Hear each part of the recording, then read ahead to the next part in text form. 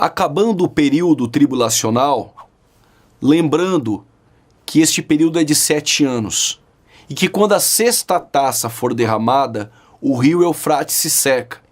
O anticristo já não engana mais Israel, o tratado de paz foi rasgado. Acabando os 7 anos, o anticristo agora reúne as nações para destruir Israel. Vai começar uma batalha, e essa batalha é conhecida como a Batalha do Armagedon. O texto é Apocalipse capítulo de número 16.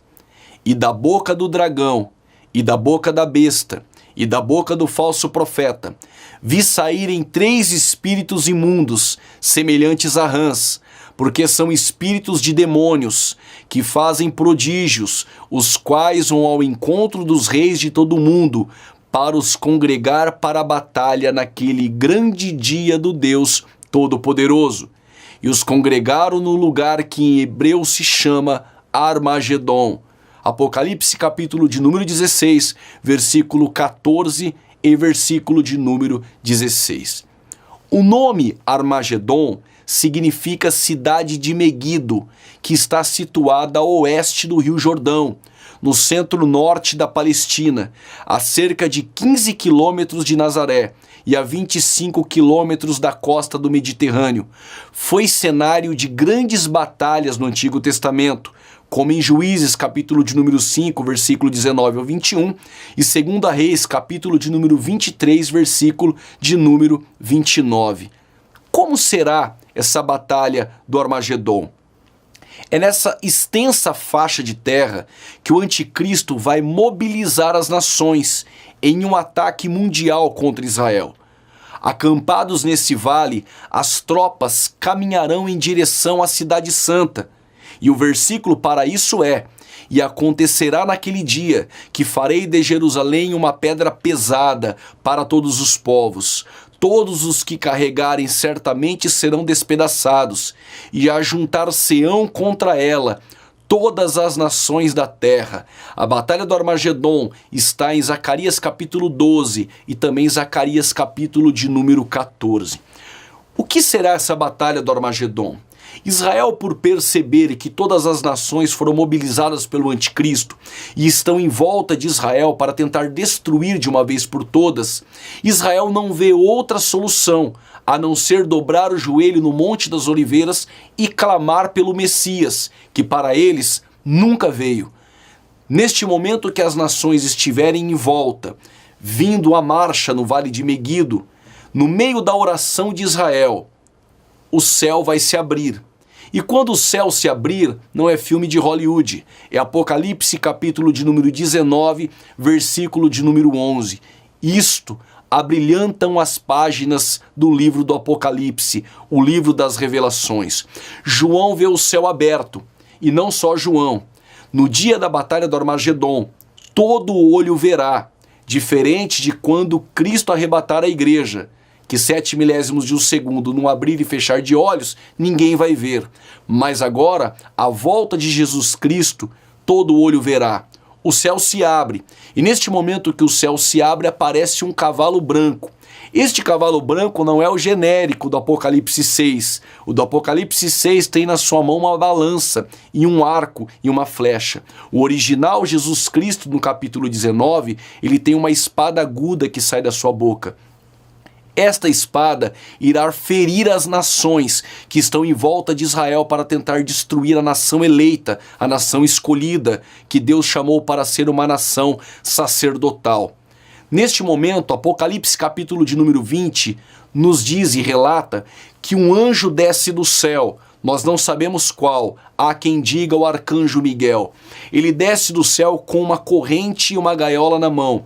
Ele vai amarrar Satanás por 1000 anos.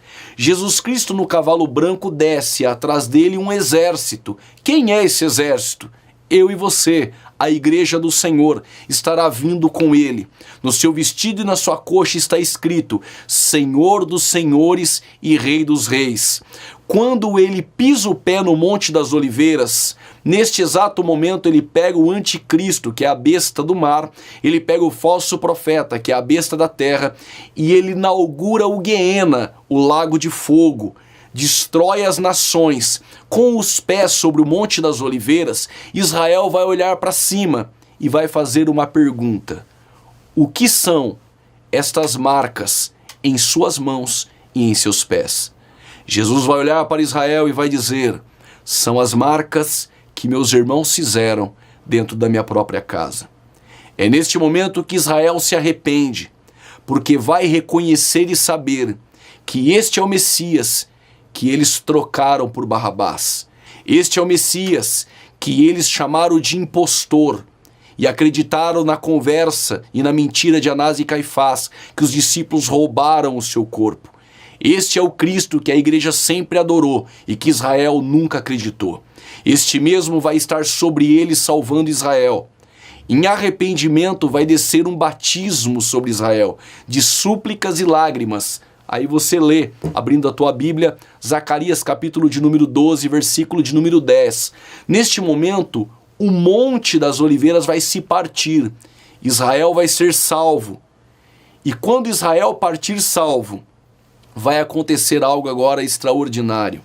Jesus Cristo, ele vai entrar dentro do templo, no lugar que no século XII Saladino fechou por ler a profecia do profeta Ezequiel, sabendo que a glória do Senhor viria e entraria ali, ele concretou esta porta, que hoje é chamada de Porta Dourada, porque quando o sol nasce, o sol reflete nesta porta, e quem olha pensa que a porta é dourada, mas não é.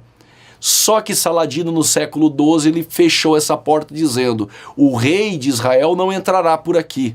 Só que no capítulo 44 de Ezequiel, ele nunca soube que ele estava cumprindo a profecia do capítulo 44, que a porta em que o Deus de Israel entrou estará fechada e ninguém mais entrará por ela. Mas neste momento em que o monte se partir, esta porta terá que sair do seu lugar e Jesus Cristo entrará por ela. Aprendi uma coisa estudando a Bíblia: para Israel, Deus sempre tem uma saída por terra. Quando Deus abre o Mar Vermelho, para Israel é por terra. Quando Deus abre o Monte das Oliveiras para salvar Israel, é por terra. Mas para a igreja há sempre uma porta no céu. Quando acaba o período da Batalha do Armagedon, o anticristo e o falso profeta são lançados no lago de fogo. Satanás é amarrado por 1000 anos. As nações são destruídas. Israel é salvo. E alguns das nações vão se converter quando Jesus estiver vindo, e todo olho verá e todo joelho se prostrará. Quando acabar a Batalha do Armagedon, começará um período chamado período milenar. É o que nós vamos falar agora.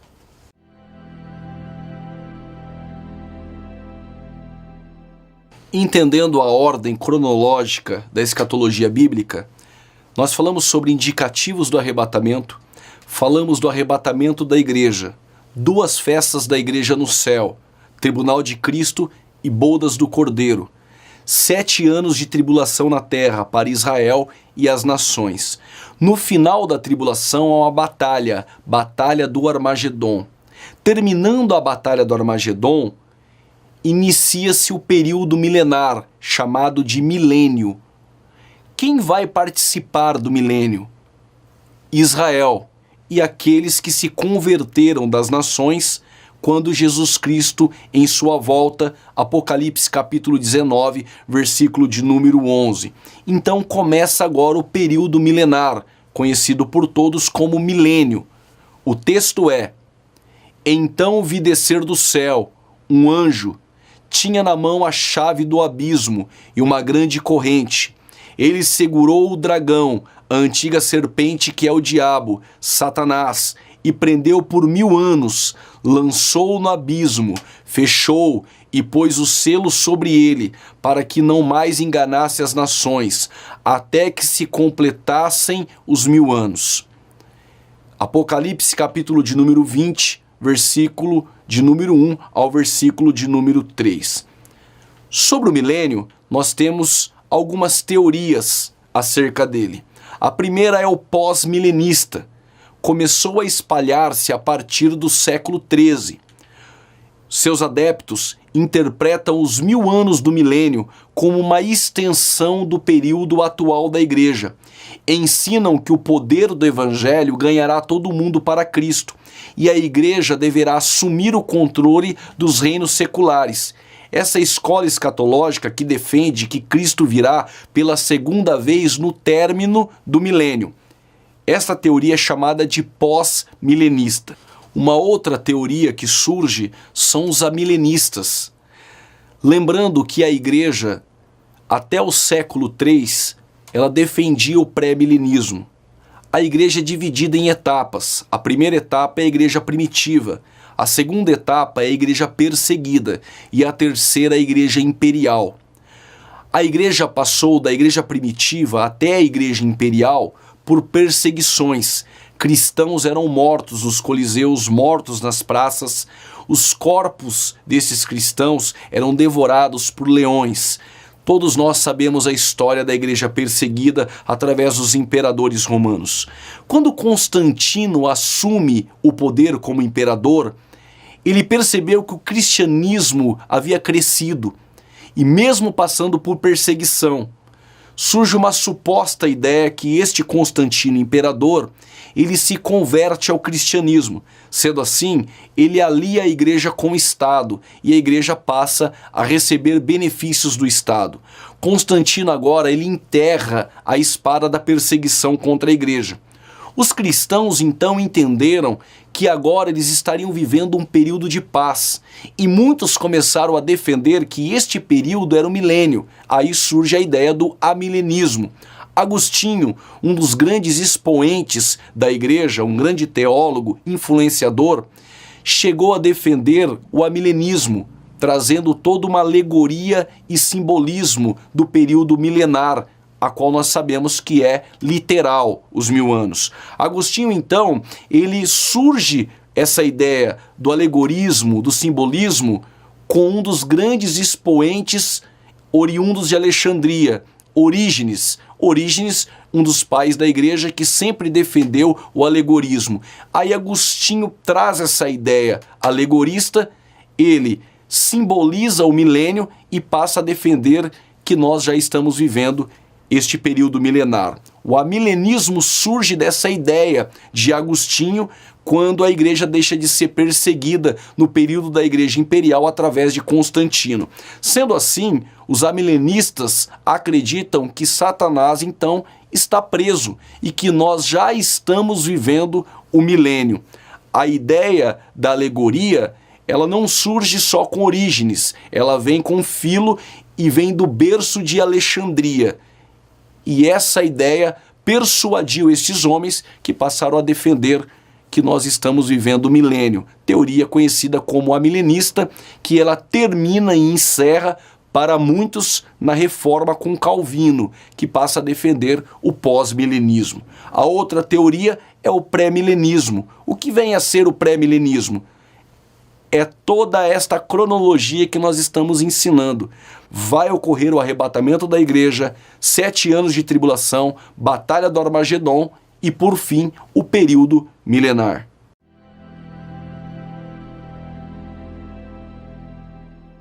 Três perguntinhas básicas. O que é o milênio?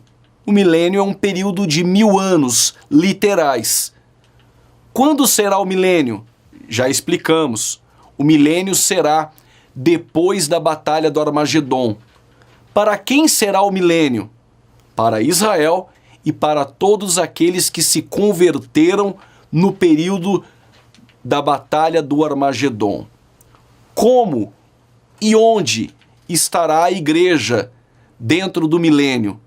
A igreja estará com o corpo glorificado na Nova Jerusalém, atuando no milênio como reis e sacerdotes do reinado literal de Cristo no período de 1000 anos do milênio.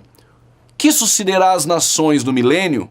No milênio, as nações perderão a noção bélica, a estratégia da guerra. Será um povo pacífico e vai desfrutar de grandes privilégios espirituais. Quais são as características do milênio? Será um reino de justiça e retidão universal. Será também um período de paz em toda a terra. Será um tempo de alegria e de felicidade. Ao ser removida a maldição, os animais selvagens perderão a ferocidade. Terá um novo templo, uma nova adoração neste período. A doença será eliminada. A adoração, longevidade de vida, sacrifícios como memoriais estarão presentes no tempo de 1000 anos. Observe, pergunta que sempre é feita. Dentro destes 1000 anos, e se alguém pecar? Guarde isso. No período dos 1000 anos, Satanás estará preso. A tentação não virá da parte de Satanás. O tempo presente, ao redor das pessoas do milênio, será um tempo de paz. Um tempo em que as pessoas terão que ir até Jerusalém para adorar a Cristo, que estará reinando literalmente em seu governo neste período milenar. A única tentação para os homens na terra dentro deste período é a da própria carne. Quem morrer no período milenar em pecado será julgado ali mesmo e a alma será levada para o lugar de tormento.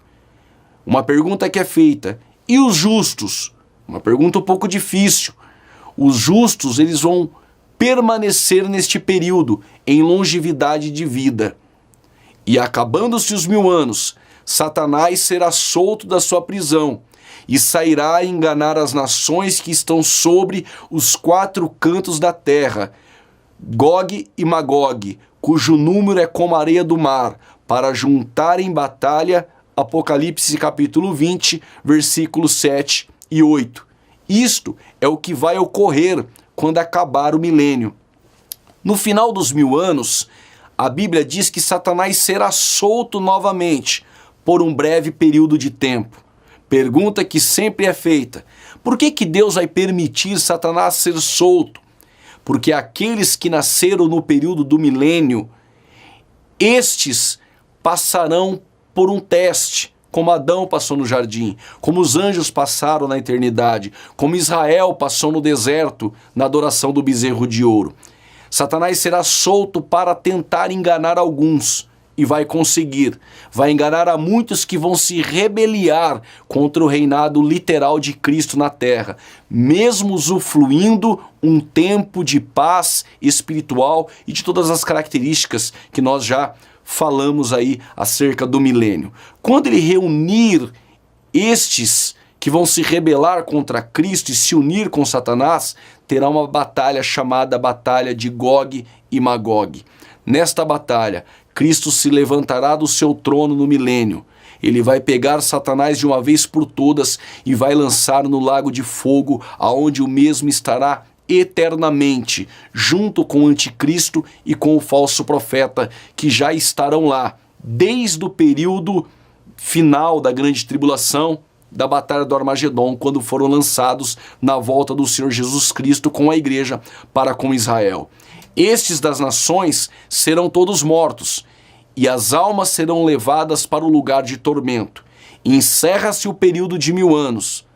E o que virá após o período de 1000 anos? É o que nós vamos ver.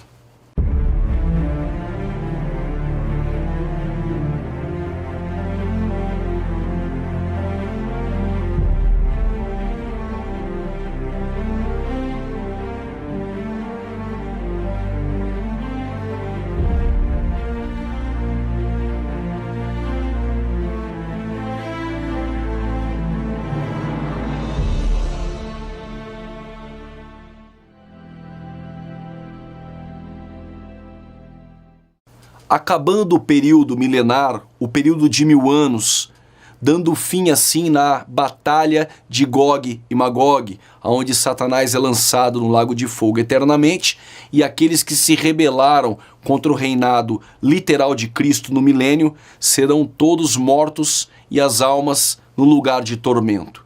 Chegou o momento do tribunal do trono branco. não confunda esse tribunal com o tribunal de Cristo para a recompensa da igreja. Qual é o texto do trono branco? Juízo final. E vi um grande trono branco, e o que estava assentado sobre ele, de cuja presença fugiu a terra e o céu. E não se achou lugar para eles. E vi os mortos, grandes e pequenos, que estavam diante de Deus, e abriram-se os livros, e abriu-se outro livro, que é o da vida. E os mortos foram julgados pelas coisas que estavam escritas nos livros, segundo as suas obras, e deu o mar os mortos que nele havia. E a morte e o inferno deram os mortos que neles havia, e foram julgados cada um segundo as suas obras. E a morte e o inferno foram lançados no lago de fogo. Esta é a segunda morte. E aquele que não foi achado escrito no livro da vida foi lançado no lago de fogo. Apocalipse capítulo 20, do versículo 11 ao versículo de número 15. O que vem a ser o juízo final, ou o tribunal do trono branco? Neste momento, o tribunal do trono branco se levanta. A igreja estará posta junto com Cristo. Lembra de todos os ímpios de Adão até a batalha de Gog e Magog, que estavam no lugar de tormento. Todas estas almas serão ressuscitadas de lá e terão que estar perante o juiz. Sim, Jesus hoje, como advogado à destra do Pai, no tribunal do trono branco ele estará como juiz, junto com a igreja. Todos os mortos que estão no lugar de tormento, as suas almas em consciência, agora estarão diante do juiz. Eu me lembro que Adolf Hitler, em 1945, em Berlim, quando a antiga União Soviética, os Estados Unidos, marchavam para Berlim para prender Adolf Hitler e o mesmo passar por um julgamento humano, ele se suicidou, e sua mulher também, pensando assim escapar do juízo humano. No tribunal de Cristo, no tribunal do juízo final, Adolf Hitler terá que comparecer diante do juiz, Jesus Cristo, e prestar contas de 6 milhões de judeus e muitas atrocidades que o mesmo fizera. Cristo não tem Facebook, ele tem livros e livros das obras, livros da vida. E quando ele abrir esses livros, as obras estão registradas nele. E cada um será julgado diante dessas obras, aonde todos esses serão lançados no lago de fogo, aonde está o anticristo, o falso profeta e Satanás, chamado assim de o dano da segunda morte. Lembrando, todos que morreram na impiedade de Adão até a batalha de Gog e Magog terão que participar do juízo final. Aquilo que o homem semear, ele irá colher. E essas almas sofrerão o dano da segunda morte, serão lançadas no lago de fogo, aonde eternamente padecerão em tormento. Acabando assim o juízo final, vai iniciar o novo céus e nova terra. Quando acaba o juízo final, a nova Jerusalém ela desce ataviada. Isaías 65, versículo de número 17. Porque eis que eu crio céus novos e nova terra, e não haverá lembrança das coisas passadas, nem mais se recordarão. Em Apocalipse, capítulo de número 21, diz assim: E vi um novo céu, uma nova terra, porque já o primeiro céu e a primeira terra passaram, e o mar já não existe. E eu, João, que estava exilado em Pátimos, vi a santa cidade, a nova Jerusalém, que de Deus descia do céu, adereçada como uma esposa ataviada para o seu marido. E ouvi uma grande voz do céu que dizia: Eis aqui o tabernáculo de Deus com os homens, pois com eles habitará, e eles serão o seu povo, e o mesmo Deus estará com eles e será o seu Deus. Pedro vai dizer na segunda epístola que essa terra sofrerá detrimento pelo fogo e ela vai se passar. Tudo será restaurado e a nova Jerusalém desce ataviada. Nós vamos estar com o Senhor para todo sempre, eternamente. Este é o plano escatológico. indicativos do arrebatamento, arrebatamento da igreja, 2 festas do céu, 7 anos de tribulação, batalha do Armagedon, depois da batalha do Armagedon, período milenar, batalha de Gog e Magog, trono branco, juízo final, e depois do juízo final, desce o novo céus e nova terra, a nova Jerusalém. Nós vamos habitar com Cristo eternamente. Vou deixar para vocês, por último, as 70 semanas de Daniel, e espero que este estudo tenha sido de grande valia para edificar vidas e conhecer um pouquinho da escatologia básica que nós trouxemos com grande alegria para o nosso aprendizado.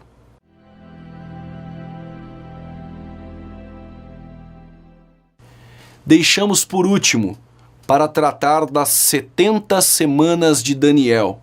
Para muitos, muito difícil de entender, mas nós vamos aprender de uma forma muito fácil a contar as 70 semanas de Daniel e entender essa profecia maravilhosa. No capítulo de número 9, do versículo de número 24 de Daniel, diz assim: 70 semanas estão determinadas sobre o teu povo. O que nós precisamos entender é que 70 semanas, esta palavra semanas, no hebraico é Shavua. Se fosse Yarmim, seria semana de dias. Mas como está em hebraico Shavua, significa um conjunto de 7. As 70 semanas não são de dias, são semanas de anos. E estão determinadas sobre o teu povo. Que povo é este? A profecia está falando do povo judeu e não para a igreja. E sobre a tua santa cidade, que é Jerusalém. Primeiro, para cessar a transgressão. Segundo, dar fim aos pecados. Terceiro, expiar a iniquidade. Trazer justiça eterna. Selar a visão e a profecia. E por último, para ungir o Santíssimo. Quando no Antigo Testamento falava acerca de semanas, muitas das vezes elas não são contadas como semanas de dias, como eu já expliquei o termo Shavua, que é um conjunto de 7. Em Levítico, capítulo de número 25, nos torna mais claro esse entendimento. Diz assim: também contarás 7 semanas de anos, 7 vezes 7 anos, de maneira que os dias das 7 semanas de anos te serão 49 anos. Levítico 25, versículo de número 8. Assim nós podemos entender que as 70 semanas de Daniel não são semanas de dias, são semanas de anos. Vamos dividir agora em blocos estas semanas.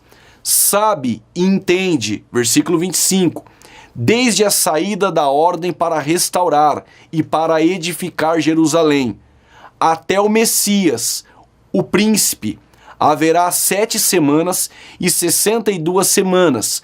As ruas e o muro se reedificarão, mas em tempos angustiosos. Vamos prestar atenção. Neste versículo está falando uma semana, depois, mais 62 semanas. O primeiro bloco fala de 7 semanas, que equivalem a 49 anos. Depois a profecia fala acerca de 62 semanas. 62 semanas é igual a 434 anos. Retomando, o primeiro bloco fala de 7 semanas. 7 semanas, 49 anos. Mais 62 semanas, 434 anos. Não precisa ser um Pitágoras.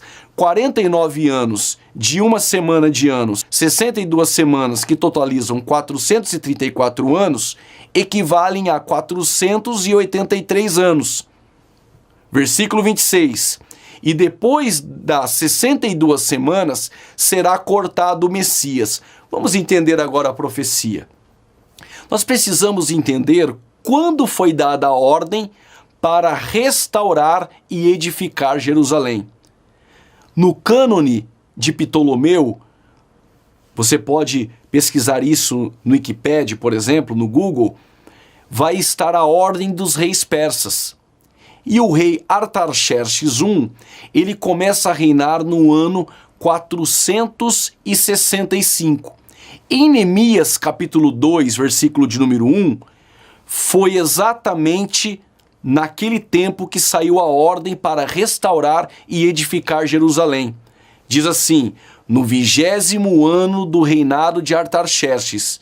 Se ele está no 20º ano e no 20º ano ele deu a ordem, se ele começa a reinar no ano 465, 464, é o ano 444 a.C., mais 69 semanas, que totalizam 69 semanas de anos. 444 a.C. mais 483 anos referente a 69 semanas, aparece o ano 39 depois de Cristo. Mas nós precisamos fazer um ajuste. Vamos fazer essa conta? 483 anos, temos que multiplicar por 360 dias, porque o calendário judeu não é como o nosso. O calendário judeu é contado como um calendário lunar, o nosso é solar. O ano no calendário solar é 365 dias anual. Já o calendário judeu, que é lunar, é 360. Então multiplica 483 anos vezes 360 dias, que é igual a 173.880 dias.